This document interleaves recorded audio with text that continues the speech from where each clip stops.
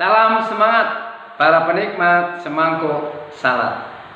Kemarin saya jatuh di kamar mandi. Saya terpleset dan terpelanting. Untung ada ember sehingga kepala saya tidak terbentur. Tetapi kejatuhan saya cukup membuat kaki saya terluka, berdarah dan sedikit bengkak. Ternyata saya bisa jatuh. Dan siapapun kita bisa jatuh. Tetapi yang terpenting bukan jatuhnya itu sendiri, tapi apa yang menyebabkan kita jatuh. Itu yang harus kita cari, itu yang harus kita dapatkan supaya kita bisa mawas diri dan hati-hati untuk kedepannya. Banyak faktor yang membuat kita jatuh. Bisa jadi karena kita kehilangan keseimbangan, tidak hati-hati atau kurang hati-hati, nggak fokus, gagal fokus atau meleng, dan mungkin juga kita salah perhitungan. Hal-hal ini bisa membuat kita jatuh. Dan hal-hal ini adalah hal-hal yang dari diri kita sendiri. Tapi juga ada faktor-faktor di luar diri kita yang membuat kita jatuh. Karena kondisi licin membuat kita terpleset. Atau lingkungan di sekitar kita gelap sehingga kita terperosok dan jatuh. Atau mungkin bisa jadi kita dijorokin teman atau orang lain sehingga kita jatuh. Siapapun kita bisa jatuh. Tetapi mari kita cermati kenapa kita bisa jatuh. Dan bagaimana mengatasi setelah diri kita jatuh.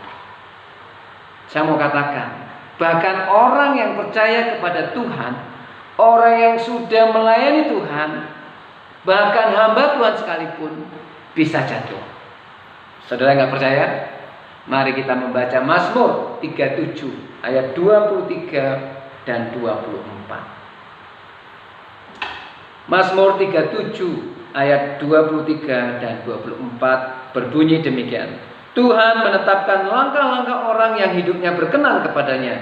Apabila ia jatuh, tidaklah sampai tergeletak, sebab Tuhan menopang tangannya.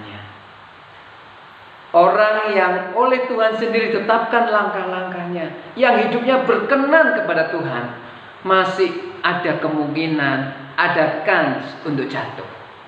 Tetapi yang membedakan orang yang langkah-langkahnya ditetapkan oleh Tuhan, yang hidupnya berkenan kepada Tuhan, sekalipun dia jatuh, tidak pernah dibiarkan tergeletak. Kenapa? Sebab tangan Tuhan menopang.